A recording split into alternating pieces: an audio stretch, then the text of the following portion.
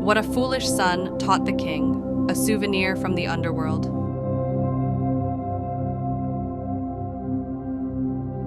In his heart, there was a single-minded determination to ensure glory and wealth in the afterlife. This story begins with the king's attempt to gather all the gold and silver treasures in the country and take them to the underworld. However, his actions brought unexpected lessons and had a profound impact not only on the king, but also on his people. Through the universal themes of love and sacrifice, material wealth, and moral values, this story asks us about the true meaning of life. Once upon a time, there was a king named Nanda. The king, thinking about his own death, believed that if he could take all the gold and silver treasures in the country to the underworld, the afterlife, he would be able to use those treasures as he wished. The king often discussed this topic with the wise men of the court. With our country's abundant treasures, my noble position in the underworld will surely be guaranteed. Even in the afterlife, the glitter of gold and silver symbolizes power and dignity. If I bring abundant treasures, even the gods will be amazed when I pass through the gates of the underworld. The brilliance of jewels brings eternal glory to our souls and serves as proof of our sublime existence even in the afterlife. That's why the plan to gather the treasures of the country and take them to the afterlife is not just ambition, but to establish the eternal prosperity of our country and my immortal legacy. He spoke with full confidence. So, while wondering how to collect the treasures from all over the country, King Nanda came up with a plan. It was an outrageous plan that anyone who brought treasures could spend time with the princess. This was also ethically problematic. However, this declaration spread like a seductive temptation, whispered inside and outside the court, capturing the hearts of men throughout the country. For the reward of spending time with the princess, a dark, dream-like reward, they began to offer their wealth without hesitation. This rumor stirred sensual expectations and subtle excitement throughout the country, enveloping the inside and outside of the court in a strange fervor. With this clever strategy, the king exploited the men's desires and longings for the princess, and tried to gain both their hearts and their treasures. When he devised this plan, the king said to his close minister, "My minister, with this plan, all the treasures in our country will belong to the royal palace. Faced with the reward of spending time with the princess, a temporary, dream-like reward, everyone will gladly offer their treasures. Men's desires are such simple things." As soon as the decree was issued, men from all over the country came with treasures in hand, and the king was able to obtain all the treasures in the country as he wished. And he had them all stored in the treasure vault. Seeing the treasures being brought into the court one after another, the king said with a smug look, "Behold the success of my plan. These treasures that I will take to the underworld will guarantee my eternal glory and wealth." Now there was an elderly mother in this country. She was once a beautiful woman, known throughout the country and respected by many people. However, after her husband's death, she loved and cherished only her son. She often spoke to her son, "My child, you are the joy of my life, my everything. From the day you were born, my world changed completely. Your smile brought light to my heart, and your happiness became my only wish. We are poor, but that makes our love stronger. I believe that we, bound by love and bonds, can overcome any trial. The days spent with you shine brighter than any jewel. And your smile is more valuable to me than any treasure. Our love transcends poverty and gives us true wealth." The son was already an adult but unmarried. On the day of the festival, the son caught a glimpse of the princess and was captivated by her beauty. He expressed his feelings to his mother. "Mama, the princess's beauty shone like the sun. Just receiving a glance from her, my heart already belongs to her. The moment I saw her, my world was filled with her beauty. Her figure was like the brightest star illuminating the night sky, lighting up my heart and illuminating my soul. Her beauty was so overwhelming that it cannot be expressed in words. Her graceful behavior, her smile, the shine in her eyes, detached me from everything in this world, and my heart was captured by her alone. Her figure was so perfect, far beyond my imagination, and her existence is deeply engraved in my heart and won't leave. Mama, she is like a storm that shakes my heart, and every time I think of her, my heart beats wildly. Without the princess, I feel like my life has no meaning. The princess has become my dream, my life, my everything. I have finally found a woman more lovable than Mama. Ah, princess, my princess! However, because the family was poor, they had no gold or silver treasures to bring to the king. And the son's longing for the princess grew until he finally claimed to be sick. Gradually, the elderly mother was surprised by her son, who complained of no appetite while eating and of his body becoming thin and frail, so she questioned him about various things. Son, you've been acting strange lately. Is there something troubling your heart? Then the son said that the cause of his illness was the princess. And if he couldn't go to the princess, he would die, appealing his anguish. Mother, my heart is no longer my own. I cannot forget the princess's figure. If I cannot go to her side, my heart will wither away. Hearing the reason from her son, the elderly mother was at a loss. She murmured while gazing out the window. In the past, this country was prosperous and people cooperated with each other. But now, all the treasures are being collected for the king's desires, and they have become out of reach for poor people like us. The gold and silver treasures have been completely gathered by the king. No matter how hard we try to obtain them, there's nothing we can do. But at this rate, my dear son will die. She let out a deep sigh and reflected on the past.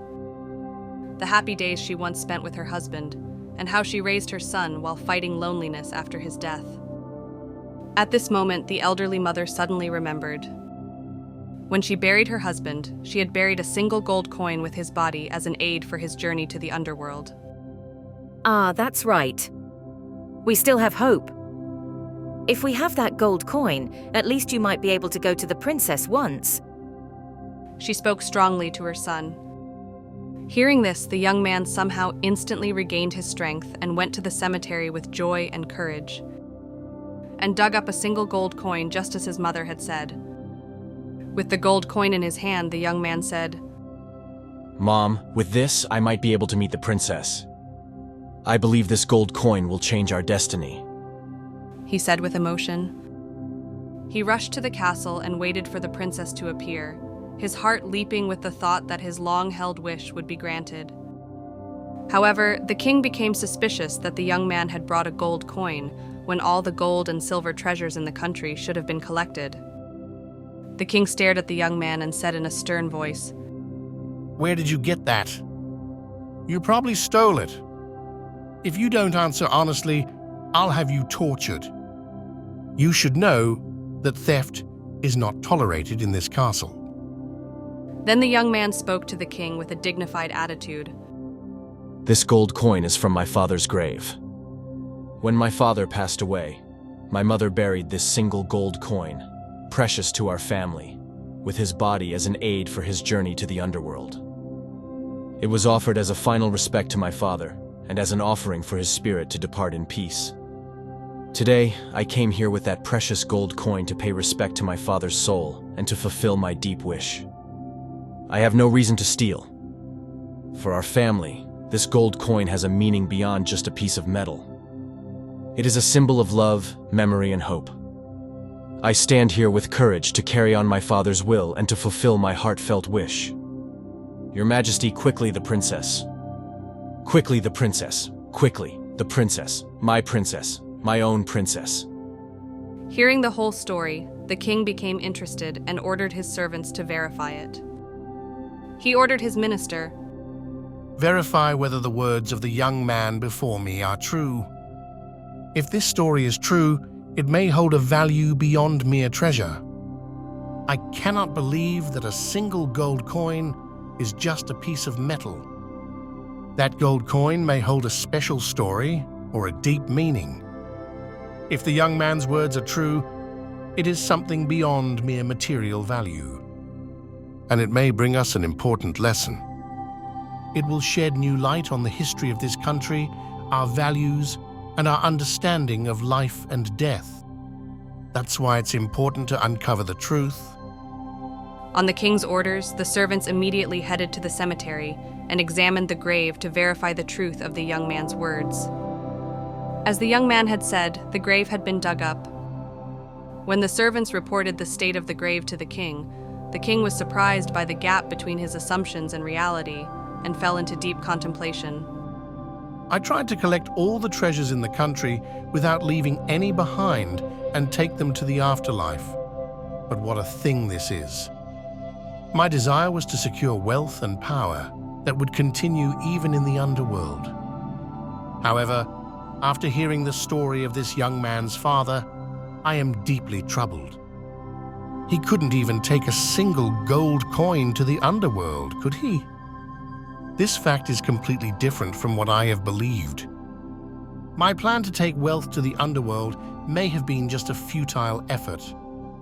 I must think deeply once again about the true meaning of human life and death and the true value of material wealth.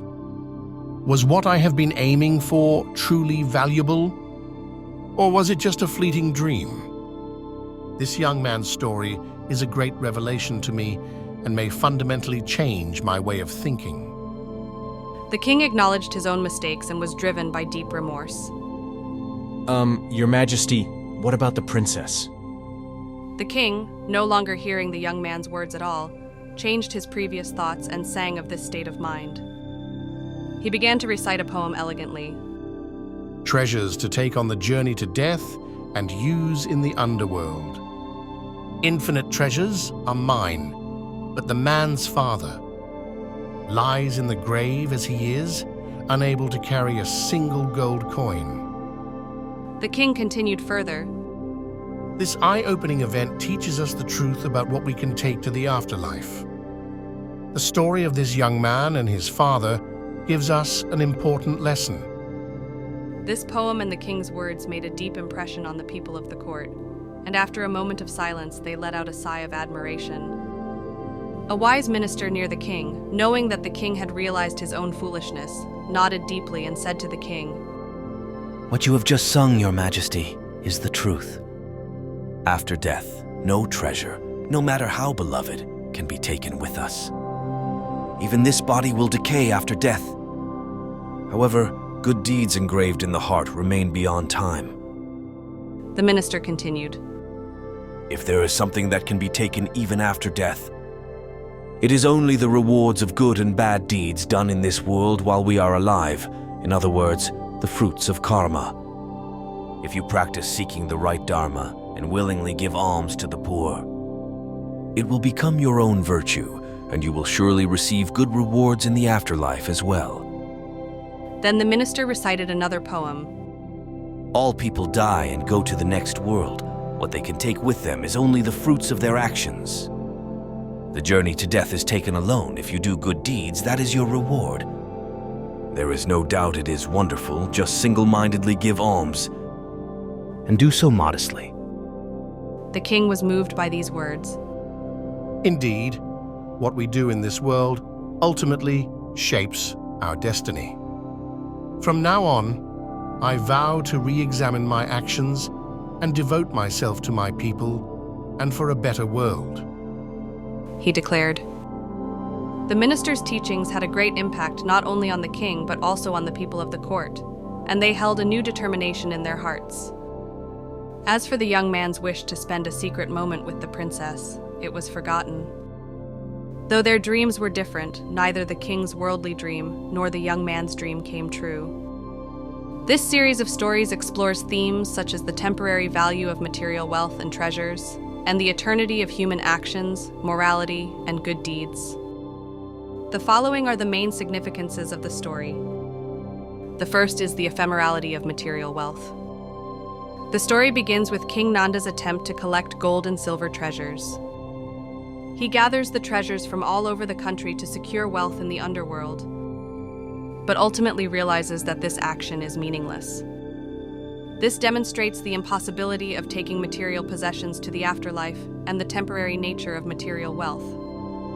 The second is the value of good deeds and morality. In the latter half of the story, the minister preaches to the king that only good deeds and moral actions can be taken to the afterlife. This emphasizes the idea that human actions are far more important than material wealth, and that they influence the rewards in the afterlife. The third is self-reflection and growth. In the story, the king reflects on his own actions, realizes the futility of pursuing material wealth, and is depicted as understanding the importance of doing good to people. This suggests the possibility of humans acknowledging their mistakes and achieving moral growth. The fourth is love and sacrifice. The story includes a scene where the elderly mother digs up a gold coin from her deceased husband's grave for her son. This demonstrates the importance of love and sacrifice, and represents that family bonds hold a value beyond material wealth. However, in a modern context, this may also relate to social issues such as mother complexes and children growing into adults while remaining shut-ins. Overall, through the contrast between the pursuit of material wealth in life and non-material values such as good deeds, morality, and love, this story makes us think about what true human richness is